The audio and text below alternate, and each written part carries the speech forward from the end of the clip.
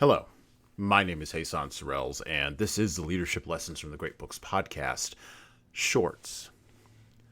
There's no co-host on these Shorts episodes. These are now around 6 to 8 minute long observations, ideas, thoughts, or rants about the literature, philosophy, psychology, and yes, even the theology of leadership. Because listening to me talk about leadership for now around 6 to 8 minutes is still better than reading and trying to understand yet another business book. Even that one that has all the rainbow colors on it this month. Amphibious invasions tend to fail because the logistics of getting men and material across a body of water, no matter its size, requires everything to cooperate all at once.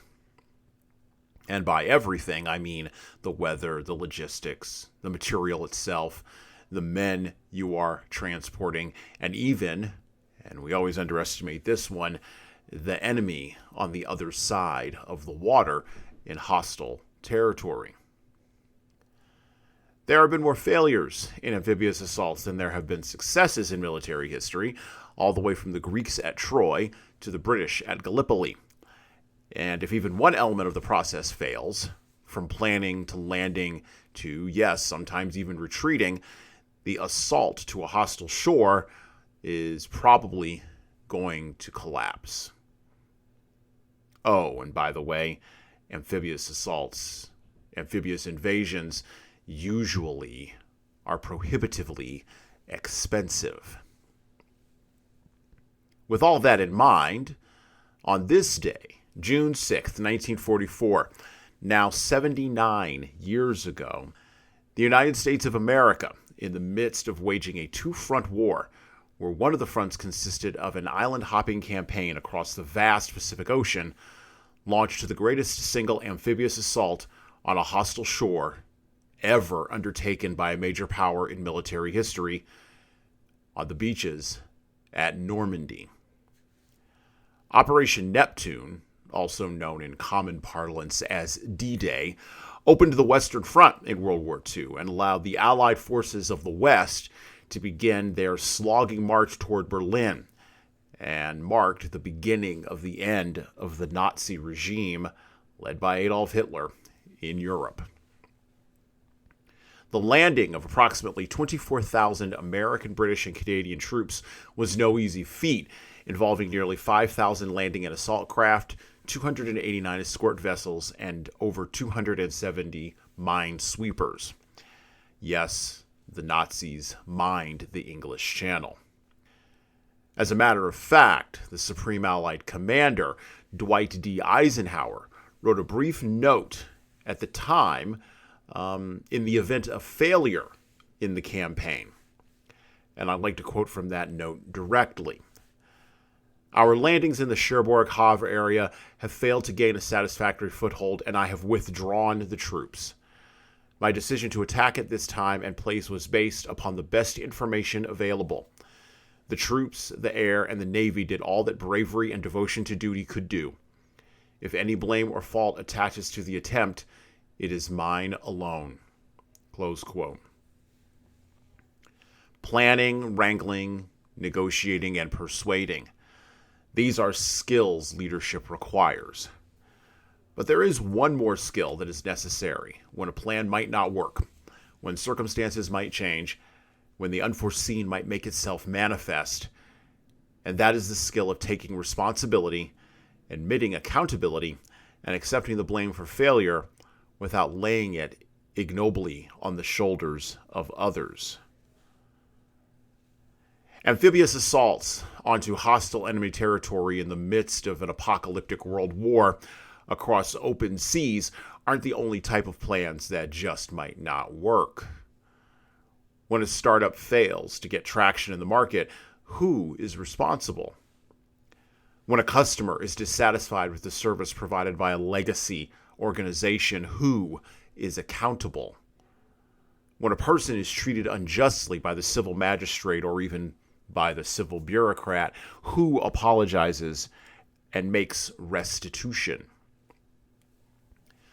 Who is the adult taking on not only the glory and the claps, but also the boos and the hisses?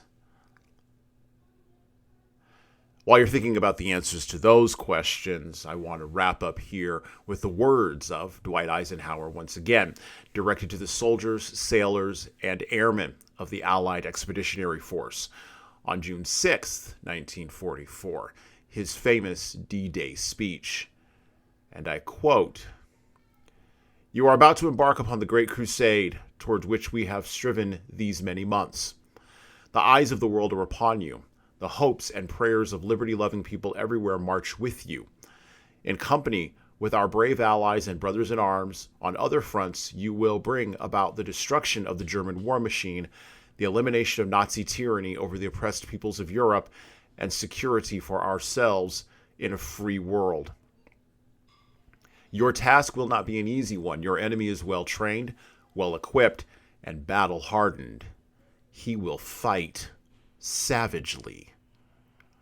But this is the year of 1944.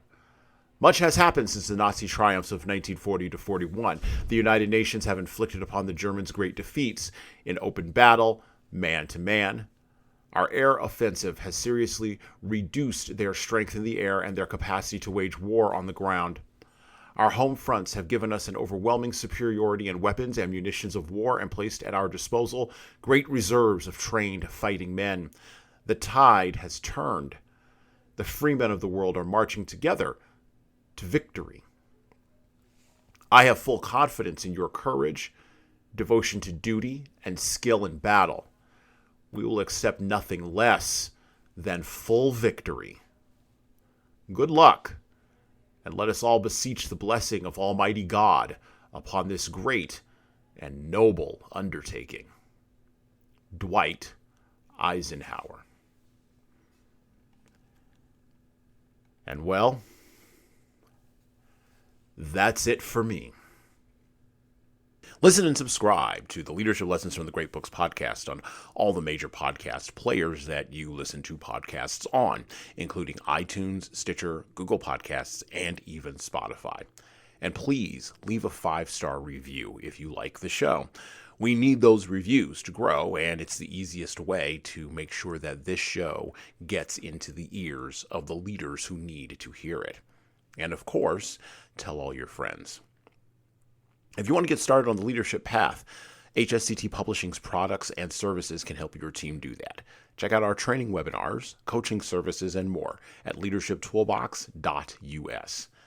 We also have a video-based subscription service, that's software as a service, that can help your team become better at the individual level. 60 modules and over 100 hours of video and written content for you at leadingkeys.com. That's leadingkeys.com. We've also got books that will help you and your team grow. Pick up a copy today of My Boss Doesn't Care, 100 Essays on Disrupting Your Workplace by Disrupting Your Boss, and subscribe to the Little Red podcast I launched earlier this year with the same name as that Little Red book. My most recent book is 12 Rules for Leaders, The Foundation of Intentional Leadership, co-written with contributions from Bradley Madigan. This is the book for right now that was written for leaders right now. Pick up a copy by heading over to 12rulesleadersbook.com/now.